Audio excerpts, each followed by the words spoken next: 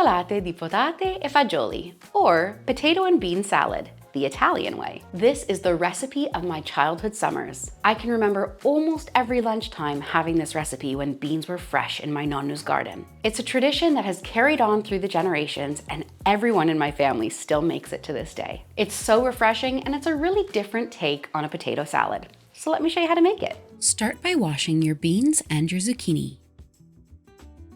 You'll need 1.5 kilograms, so just under 3.5 pounds of potatoes for this recipe. I'm using a yellow fleshed potato, one that holds up well to boiling and isn't going to fall apart. If you were to use a more starchy potato, it would break down in the cooking process and you'd end up with mashed potato salad instead of proper chunks of potato. Give them a good wash and then peel them. Cut your potatoes into large pieces and then place them in a large pot.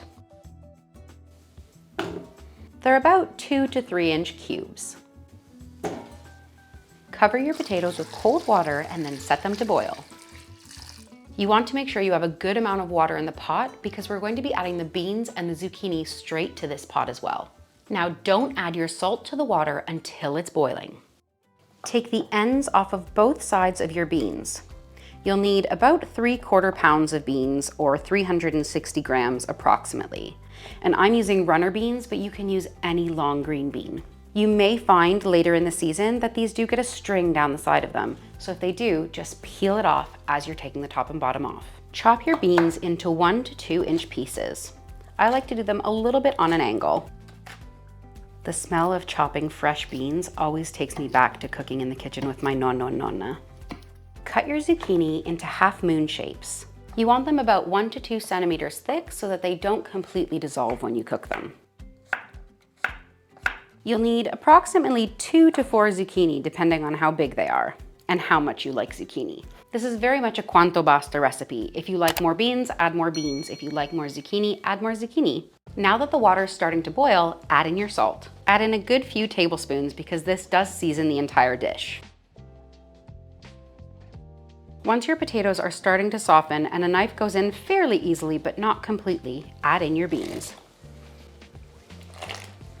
Once your beans have softened, then you'll add in your zucchini so they don't get too soft. These will need to go for another few minutes. Once your beans are also tender when you put the knife through them, we're going to add in the zucchini. And just like the potatoes and the beans, you'll want to cook the zucchini until they're nice and soft and the knife goes in cleanly. Strain off your vegetables and give your colander a little shake to get rid of any excess moisture.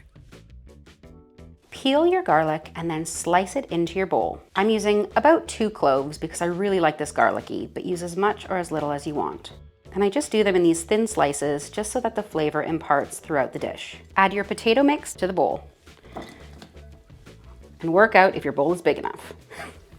Mine never is. Now give this a good drizzling of olive oil. Be generous. And give it a toss. Can someone buy me a bigger bowl, please? Now give it a taste to check on seasoning. Even though we salted the water, we still need to add some salt to the dish. So give it a good few pinches. And it needs a little bit more olive oil. Give it one final toss and you're ready to serve. I love eating this potato salad hot, but it's also really nice cold the next day. I would recommend storing this in an airtight container in the fridge and eating it within 2 days of making it. If there's one thing I love next to this potato and bean salad, it's my eggplant cutlet. Give it a try. And if you found this video helpful, head down below, hit the like button or the hype button, and let me know in the comments. Have you ever tried something like this before? Thank you so much for watching, and an extra special thanks to the Black Cat Kitchen Clouder, my members, for making these videos possible. See you next time.